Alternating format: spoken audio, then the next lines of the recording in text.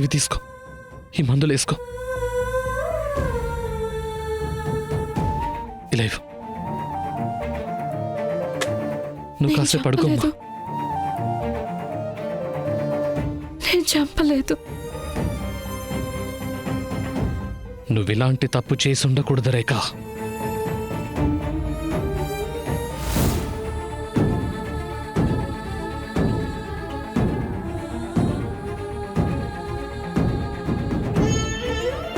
నేను ఇన్నేళ్ల నుంచి మా అమ్మని చాలా ద్వేషించాను. ఇందులో మా అమ్మ తప్పేమీ లేదు. నేను మా అమ్మని తిరిగి తీసుకొస్తాను.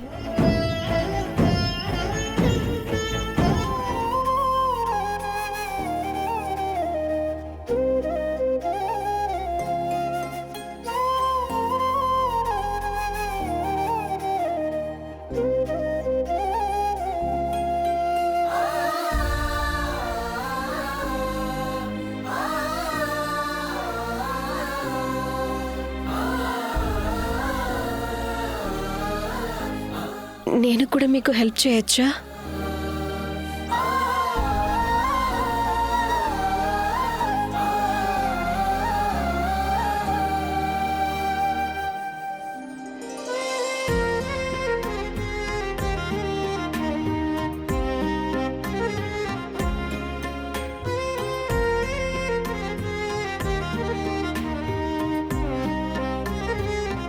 చూడ్డానికి సంతోషంగా ఉంది.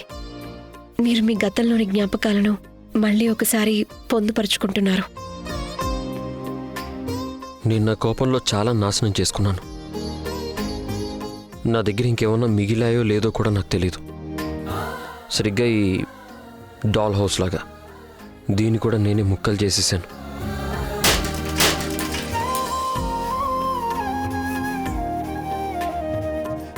అందుకే ముందు దీన్ని సరిచేయడానికి ట్రై చేస్తున్నాను. కానీ మిగిలిన విషయాలన్నింటినీ సరిచేయాలి. అవి ఎలా సరిచేయగలనో లేదో కూడా తెలియదు. సంతోషాల వర్షాలు కురిసినప్పుడే బాధతో బంజరు భూమిగా మారిన మనసు త్వరగానే పచ్చని పైరుగా మారిపోతుంది. పాత జ్ఞాపకాల్ని జోడించినప్పుడు మనం ఎప్పుడు కొత్త జ్ఞాపకాలుగా మార్చుకుంటామో తెలియదు. కానీ ఆ కోపం సంగతి ఏంటి రేఖ? ఈ రోజు వరకు నేను నీ మీద చూపిస్తూనే వచ్చాను కదా. అంటే అర్థం లేని నా ద్వేషం ఇంకా కోపాల కారణంగా నేను నిన్ను నాన్న మాటలు అంటూ వచ్చాను. అయినా సరే నువ్వెప్పుడు నాకు తోడుగా ఉన్నావు. నా చెయ్యి ఎప్పుడూ విడిచిపెట్టలేదు. పైగా ఈరోజు నీ కారణంగానే మా అమ్మ నాకు తిరిగి దక్కింది.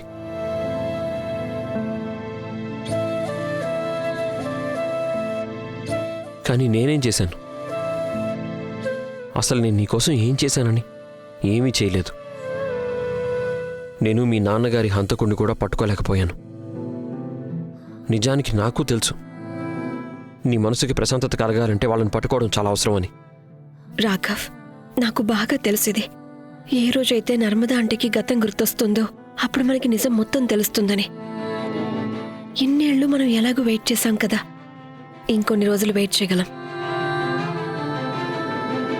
ఇది చాలా బాగుంది. ఇలా నీకంటే ముందు ఎదుటి వాళ్ళ గురించి ఆలోచించడం, ఈ ఓర్పు నీకెక్కడి నుంచి వస్తుంది రేఖ? నీకు తెలుసా రేఖ, నిన్ను ఇలా చూసినప్పుడు నీ ముందు నేను చాలా తక్కువగా అనిపిస్తూ ఉంటాను. మీకు అనిపించటం లేదా మీ మనసులో మాట మీరు చెప్పడానికి మళ్ళీ మీరు రాంగ్ వర్డ్స్ని యూజ్ చేస్తున్నారని?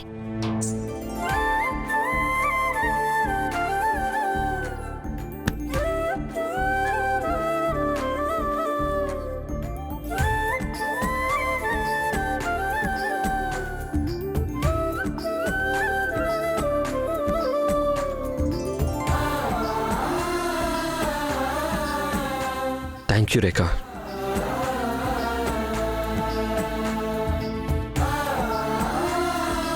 ఈ వర్డ్స్ కరెక్టేనా? మీరు వార్నింగ్ ఇవ్వకుండా నా చెయ్యిని పట్టుకోకండి. Okay, sorry. మీరున్నారే, ఒకేసారి సారీ చెప్పేశాను, అలాగే థ్యాంక్ యూ కూడా. ఎలా అనిపిస్తుందంటే ఒక క్షణంలో సొంత మనిషి అయినట్టు, మరో క్షణంలోనే పరదాన్ని చేసేసినట్టుగా నన్ను.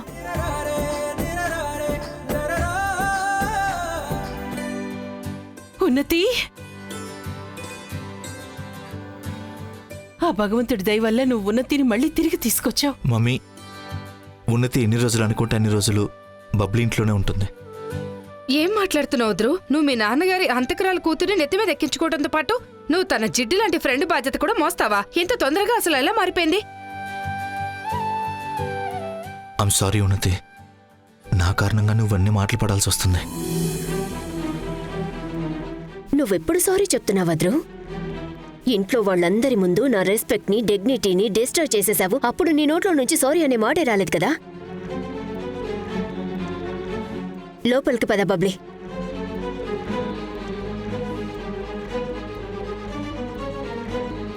అక్క, అసలు మీరు ధ్రువుని ఏమీ అనట్లేదు. పిన్ని, ప్లీజ్ నన్ను క్షమించండి. కేవలం ఒకటే అనుకోండి, నేను ఉన్నతిని మాటలు అనేశాను. బబ్లీని ఇక్కడ ఉండమని చెప్పి నేను ఆ తప్పుకు జరిమానా చెల్లిస్తున్నాను. మీరు ప్లీజ్ నన్ను అర్థం చేసుకోండి.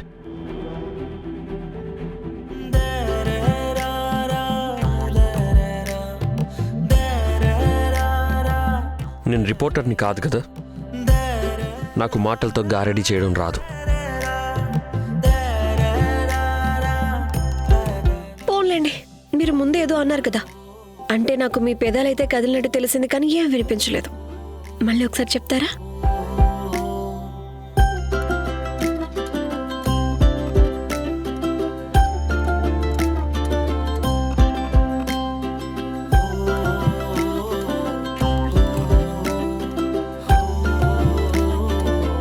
మీతో నాకు ఇదే ప్రాబ్లం. థ్యాంక్ యూ రేఖ.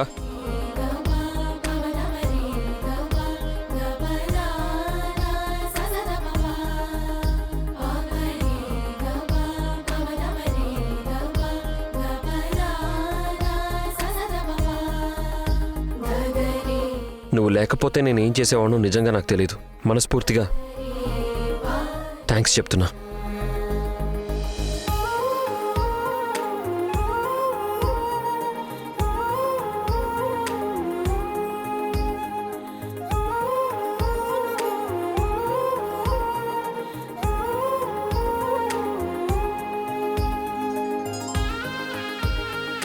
ఇక చాలు, వినిపించింది నాకు. లేదు, నేను ఎన్నిసార్లు చెప్పినా తక్కువే. Thank you Rekha. Raghav, thank you Rekha. Raghav చాలు. Thank you Rekha. రాఘవ్ ఏం చేస్తున్నారు? థ్యాంక్ యూ రేఖ.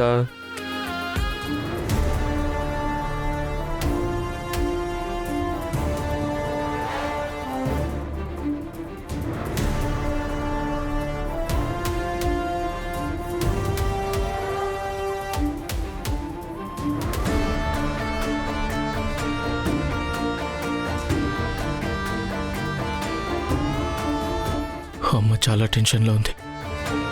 నేను ఏదో ఒకటి చేసి తీరాలి.